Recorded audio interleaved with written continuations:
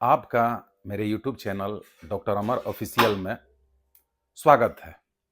मेरे इस YouTube channel के सभी वीडियोज ज्ञानवर्धक एवं मनोरंजक हैं। कृपया इसे लाइक, शेयर और सब्सक्राइब करें। आज हम हिंदी विषय में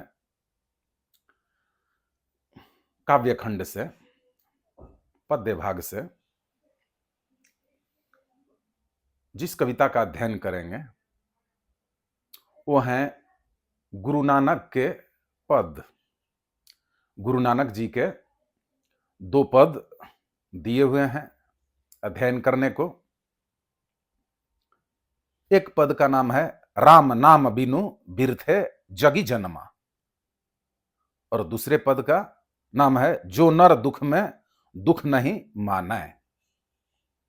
तो गुरु नानक जी के इन पदों का इसमें हम अध्ययन करेंगे। गुरु नानक का जन्म 1469 ईस्वी में लाहौर के तलवंडी नामक स्थान पे हुआ था। आज ये स्थान नानकाना साहब के नाम से प्रसिद्ध है और अब ये पाकिस्तान में है। बचपन से ही गुरु नानक जी को भक्ति और इस आराधना में, सत्संग में काफी मन लगता था। इनके पिताजी एक समृद्ध व्यापारी थे, तो वो चाहते थे कि बेटा भी बड़ा होके व्यापार को आगे बढ़ा के काफी धन दौलत, इज्जत प्रतिष्ठा का अर्जन करे। लेकिन बचपन से इनकी अभिरुचि ईश्वर की आराधना, भक्ति और सत्संग वगैरह में होने लगी। गुरु नानक देव के बारे में कई प्रसंग वर्णित हैं। बचपन में एक बार इनके पिताजी ने 20 रुपए देकर बाजार से सौदा सामग्री लाने के लिए भेजा, और जब ये बाजार में गए तो इन्होंने साधु संतों, ज्ञानी जनों की मंडली देखी और उनको आवश्यकता अनुसार सब में भोजन कराने में, उनकी सेवा खातिरदारी करने में उस पैसे को खर्च कर दिया।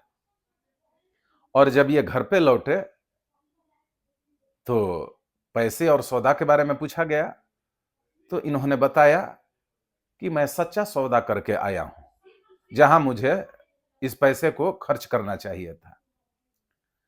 तो इस प्रकार से इनके शुरुआती दिनों से ही इनके जीवन में जो कुछ करना था उसके संकेत मिलने लगे थे।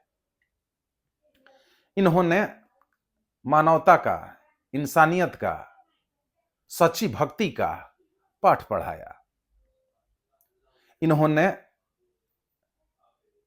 सिख धर्म का प्रवर्तन किया, यानी कि सिख धर्म को चलाया। इन्हीं के समय में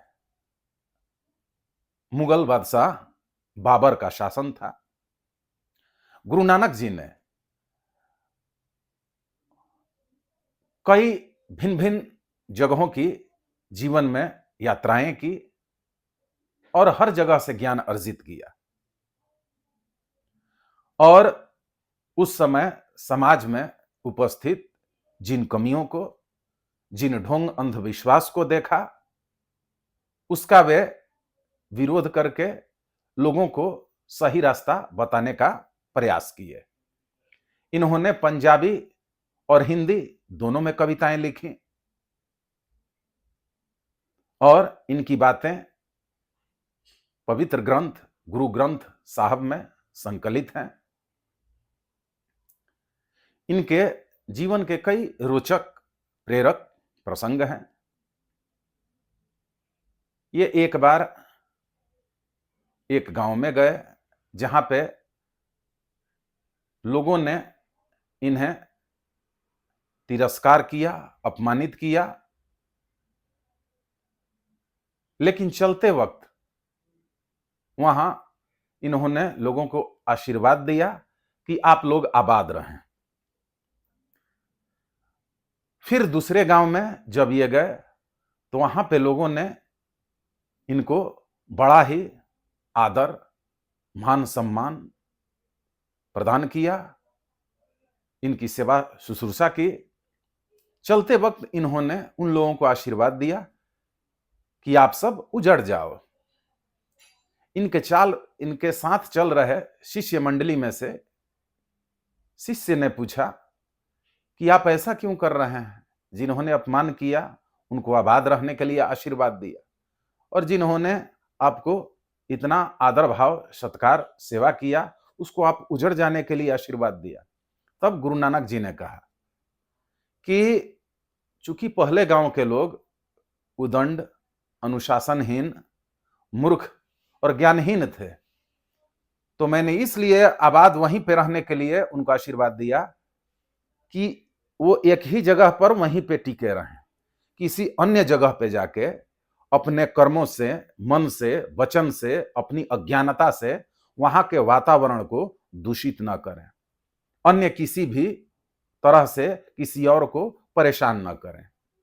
और ये जो अच्छे लोग हैं, विनम्र, संस्कारी, ज्ञानी लोग हैं, इनको इसलिए उजड़ जाने के लिए मैंने कहा कि ये जहां भी जाएंगे वहां के वातावरण को उत्तम बनाएंगे, लोगों को ज्ञान का उपदेश देंगे, अच्छा बर्ताव करेंगे, अच्छा व्यवहार करना सिखाएंगे, वातावरण को उत्तम बनाएंगे। यह सुनकर शिष्य दंग रह गए। ऐसे ही एक जगह एक क्रूर राजा थे। वे जनता के धन संपदा, सोना चांदी को किसी तरह से लूटकर, हड़प कर अपने खजाने में जमा करने के शौकीन थे। खजाना उनका बढ़ता जा रहा था, लेकिन जनता परेशान होती जा रही थी। यह सुनकर वहां पे ये पधारे और राजा से आग्रह किए कि मेरे पास कुछ कीमती पत्थर हैं, उनको आप खजाने में गिरवी रख दीजिए, और जब मैं मर जाऊंगा तब आपसे उसे वापस लेने के लिए आऊंगा। राजा से यह सुनकर चकित हो गए और पूछे कि जब आप मर ही जाएंगे तब कैसे इसको वापस लेने के लिए आएंगे? फिर आप उसे कैसे ले सकते हैं और आपके किस काम वो आएगा? यही तो सुनना चाहते थे। गुरु नानक जी ने तब राजा को समझाया कि ये आप जो जनता से इस तरीके से आप उनकी संपदा को, सोने चांदी को अपने खजाने में जबरदस्ती भरते जा रहे हैं और उन्हें अभाव में, पीड़ा में छोड़े हुए हैं, ये बताइए कि मरने के बाद क्या वो खजाना आपके साथ जाएगा? वो तो यहीं कहीं रह जाएगा, आप तो खाली हाथ जाएंगे। तो ये निरर्थक मेहनत आप क्यों कर रहे हैं? आपको तो खुद खुश रहते हुए सब में खुशी बांटनी चाहिए, जनता के अभाव को दूर करना चाहिए, उनके कल्याण का काम करना चाहिए और उनका आशीर्वाद लेना चाहिए।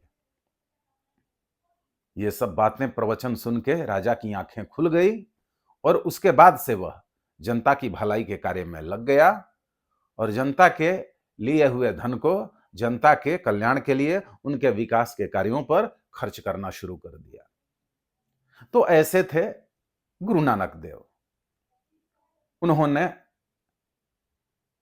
इन दोनों पदों में बड़ी अच्छी ज्ञान की बातें हमारे समक्ष रखी हैं।